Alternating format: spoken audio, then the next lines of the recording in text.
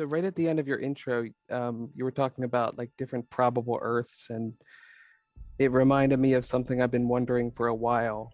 Um, and it's about a book that Abraham wrote, and it was called A New, excuse me, it was called A New Beginning, and it talked about like natural disasters and like all these things that were going to happen, and it talked about like steps on how to prepare for these things. And then after a while, they never mentioned it anymore. And I heard someone They ask, whom they like never mentioned. Abraham never talked about it or mentioned the book anymore or the material from the book. And I heard someone ask about it like years later, and um, Abraham said like that the energy that they had felt around that material had dissipated. And so I kind of have like two questions, which are, why would they have written that book to begin with? And then why did they say the energy dissipated? Those are very good questions. I will attempt to translate this. Every human on the planet is emitting a frequency and creating realities as a consequence of the frequencies that you are emitting in any given moment, your present moments, then. And for the purposes of that particular journey, meaning Esther's journey, Esther's beautiful journey, she created a reality that created that experience. And so, as you can see, there has been an evolution on behalf of that mind body complex as well. And so, the explanation then that the energy has dissipated is referring to the energy source that was in frequency, vibrational alignment with the material of that creation. Methinks the question that you are really asking then is, how did a human in this position write material of that kind, which may appear to some to be out of resonance with the, in your terms, high vibrational information of the group known to you as Abraham, correct? Yeah, that was my question much better stated. And so it is true that the family, as you know it, of Abraham is, in your terms that you understand it, a very high vibrational collective of consciousness. And the host, the channeler, the human also has its own frequency, then. You are following me so far? Yes. Okay. The energy then that was referred to was the cooperative energy that was in harmony then with her vibration at that time. Understand this, there was no wrongness in the expression of the creation that was a reflection of that human's creativity at that moment. You see? What is interesting to you then is that you are able to observe the different stages of her energy and how they manifested in ways that you could also observe with your five senses, correct? Yes. And what you're wondering is how, when a certain vibrational frequency is required then to exist at a certain point in order to be harmonious, then with an energy of a collective consciousness, a collective group, then that is very high vibe, you're wondering how this could have occurred, correct? Yes. Very easily. For she is still human. She, in human form, did not come here to be on a pedestal and be perfect in her energy at all times, meaning that her energy resonates at such a high frequency at all times that only in your terms, what you think of as the positive can be manifested. Yes? Yes. For no human, let me say this differently, no aspect of consciousness that chooses to come forward in a flesh and blood construct, in a human physical construct, comes forward ever thinking or believing that they are going to exist entirely and only at a particular energy frequency. For that would oppose the process of creation in the third density. You understand? Yes. The energy, as I have said before many times, must move. You were not intending to become a paragon of virtue then, yes? You require the ability to sense what you think of as the negative energies or vibrations so that you can utilize the intuitive mind in physical body to make decisions that will prompt your movements towards your evolution, towards the destiny, towards the achievement that you originally planned to experience here. And so the same is true for those who have spiritual abilities, who have manifested as a consequence of their journeys. I assure you, they are not robots and they are not what you would clinically define as paragons of virtue. Have you not also heard many times when Abraham is speaking of the many humorous stories where Esther's vibration dipped? Do you remember those stories? Yes. Those vibrations represent an energy resonance, then, you see, which are all necessary. I do not sit here in this transmission encouraging each of you to expand self-love for yourself for a reason that is not important to your expansion, for a reason that is inherently necessary for your ability to move your consciousness while in human form, to be able to detect and navigate the fourth and even some fifth dimensions, you see, to experience the fullness of self here. There must be energies that are moving, and every human on the planet understood that before they came forward. So perhaps then we can appropriately so designate the people who have manifested spiritual abilities and share them with their fellow brothers and sisters in humanity, that the brothers and sisters may understand that they too are yet still in human form. And I would be very interested in hearing your thoughts at this juncture. I guess my thought is, and I hope you don't take offense to this, which I think is impossible, but You cannot offend me. so doesn't that mean that like any channeled information could be like tainted by the human part? And how do we know if it is or not? I would have to answer that question with a truth. And the truth is this. Remember that the natural state of grace, which is a reflection of the energy that's shared with each of you by all that is, which is the energy of creation that powers your lives here. The function of your assimilation of the limiting and false beliefs, for the most part, that were coalescing in your childhood years, they have a very important function. And that function is to assist you with the range of emotions as you think of it, but really it's the range of energy frequencies, yes? So that you can understand what is happening around you at all times. And so the answer to your question is this.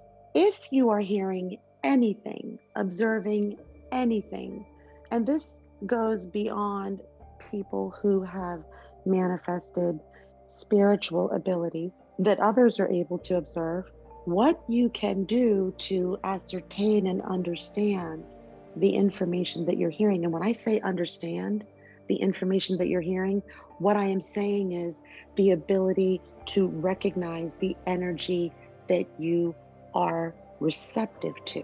The answer to your question is you'll know by how you feel. You'll know by how the information feels. When you see a child in a park playing with a puppy, you know how that feels, yes? Yep. It feels charming and it feels happy and it resonates the innocence of joy. And you understand what those energy frequencies feel like, do you not? Yes. And when you see humans arguing and fighting, or maybe speaking unkindly to each other, you know how that feels too, do you not? Yes.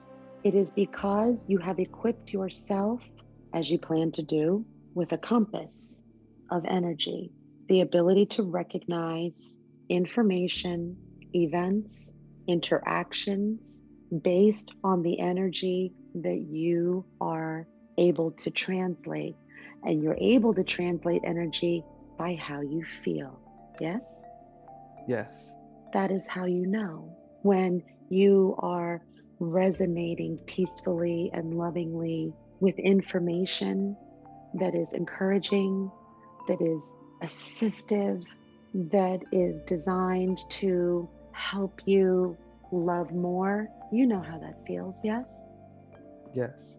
And when you watch the news, if you watch the news, and you see information that is being presented to you that someone has murdered so and so and some child got hurt on the blah, blah, blah, you know how that feels too, yes? Yes. And so then the question becomes, you clearly understand that you do have the ability to determine and ascertain what guidance is guidance that is moving you towards unity. What guidance is encouraging you to expand the energy of love? And you already understand that you have this ability and you are equipped to do so. The question then becomes, do you trust your compass?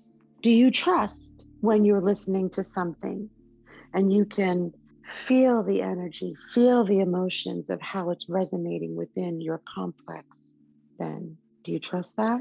Or sometimes, as people do you chalk it up to your imagination? Do you make a reason why you may be feeling what you're feeling to dismiss it? Do you understand? Trust and trust in yourself, the expansion of love that you have for yourself, they go hand in hand. Yes? So the more you love yourself, the more you trust yourself, the more you trust yourself in making decisions, the more you can use your energetic compass to decide if you wish to continue to observe what has come into your awareness or not. And there is no judgment for which one you do. You understand? Yes.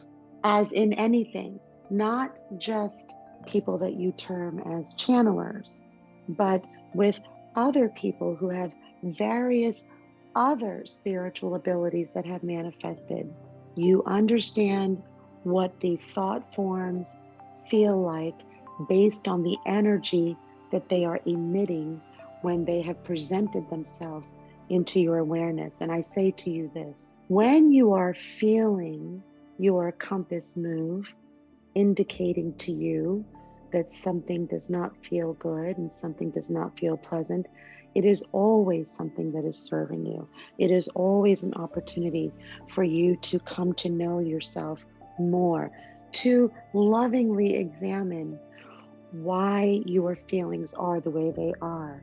Then, here's an example that is a good example that's related to your question. If there is we'll use your expression, channeler, who is presenting information that you are questioning in that moment, because the energy of the communication, of the transmission, doesn't quite meet the mark of unconditional love and support. Yes? Mm-hmm. You then have created a choice point based on the discomfort that has come into your awareness, which is the only function for emotions like discomfort, anxiety, fear, and so on. But at those choice points, because understand that the information would have not been able to come into your awareness unless there was a frequency within self that was compatible. And I do not say this judgmentally. Do you understand? Yes. And so instead of evaluating whether the information is coming from a frequency that you would like to co-create with, instead ask yourself this: why do you feel uncomfortable? Is it because you understand that the energy coming from that experience is not in line with your goal to expand in unconditional love? Or, which is another possibility, is the information transmitting something that is challenging a limiting belief? Or is the information coming into your awareness to assist you with identifying, if it is the former, if it is the former reason, then you can then lovingly say, I believe that this information is resonating at a frequency that is not exactly where I would like to go. And rather than assign a judgment or opine as to the level of connection or the type of connection that the individual is making, instead, what you could do is ask yourself, what is it within me? What energy frequency lies within my complex that is a vibrational match to this information that I don't agree with? Yes? Yes. In a loving way, because remember, you create every single experience in your life, all of them, every single moment of them is a reflection of what lies inside the projector. Yes? Yes. And this is something that she has begun to do, that instead of assigning an opinion about what she is observing, she wants to understand what is residing within her complex. And as humans, there is a reason why Abraham says you will never get it done. You understand? This is a life journey. This is a journey that continues, where you are constantly evolving, you see, constantly creating opportunities for you to expand further into unconditional love. So this is not a bad thing. And this is not a negative thing, but it is a thing that has entered the field of your awareness so that you can then utilize the information for the purposes of releasing yourself from the thought, from the belief that still remains in your complex to some degree, so that you can create the opposing belief and move further into unconditionalism. And you will feel it when it happens. You have done it many times before. Yes? Yes. Yes. And so the real question becomes then, which is why I asked you this question, when you encounter these experiences that have aligned with you, do you trust your compass?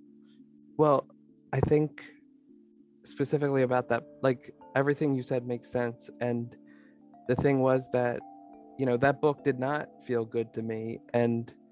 But the problem was I didn't trust my compass because I thought, hey, this is coming from Abraham and I trust Abraham. So I didn't apply the compass even to that information. My dear friend, my dear, dear, dear, dear, dear friend, the collective, the consciousness of Abraham is indeed a high vibration. But you too are a fractal of oneness, the purest energy in existence. You too contain that natural state of grace within your complex, you see. And this is the very best thing that you could have raised for this particular topic tonight. You can always trust yourself first when comparing yourself to any other human, to any other living physical being that does not come from Earth, to any non-physical entity in existence. And there are those, I can feel the gasps, you see.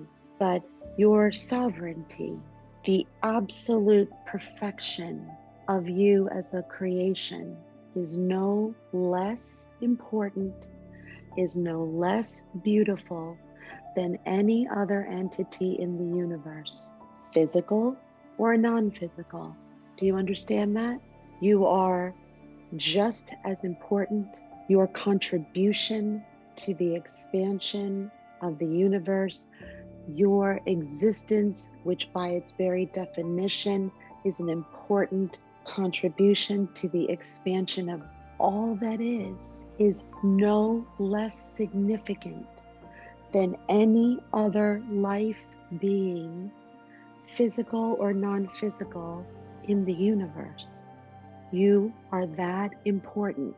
Your existence is just as important as any other living being in the universe. You can trust that first. And this is a beautiful conversation because it highlights the decision making, and there is no wrongness in it, for it brought us to this place where we could have this conversation. Yes? Yes.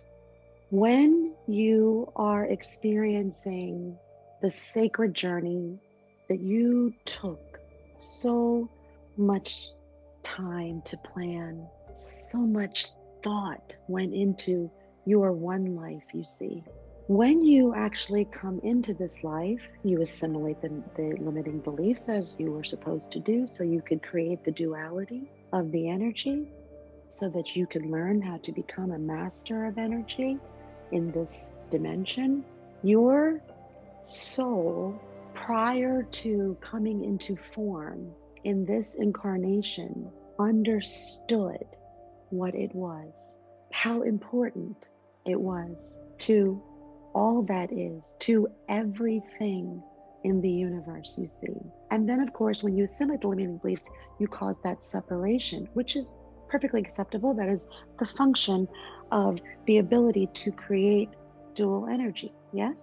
But it is important to remember that your existence, the very fact that you are, that you exist, is the beautiful demonstration of creation itself and places you on par with every living being in the universe. What you want to experience for yourself is not less important than what any other being or entity can tell you. Such is the nature of your sovereignty. Do you understand? Yes. You have you, one person, you, just you, have the ability to change the face of a planet. You understand? And it is only through the creative expression of your free will that will determine what kind of world you want to create. You are that powerful. You resonate the same power as every living being in the universe, the same capabilities, even. Now, humanity likes to think of itself as less than because it perceives some level of mysticism with what they do not understand and with things that they cannot observe with their human eyes then. And so that somehow places that understanding of that information up on a pedestal, when in fact it is not. It is you that are on the pedestal of your life. You are the most important person in your universe. And in your universe, that includes all of the other humans on the planet and all of the other beings in the universe, because you are creating from that pedestal. That is why it is important to love you first, to be kind to you first, to not observe the disappointing experiences that you have come across as reflections of another's inability to measure up. Instead, use it for what you intended it to use it for, not to opine about where someone else is standing, but to use and leverage that information to say, whether or not I agree with it, It has now come into my field of awareness, which means energetically, there is something within me that is in alignment with it.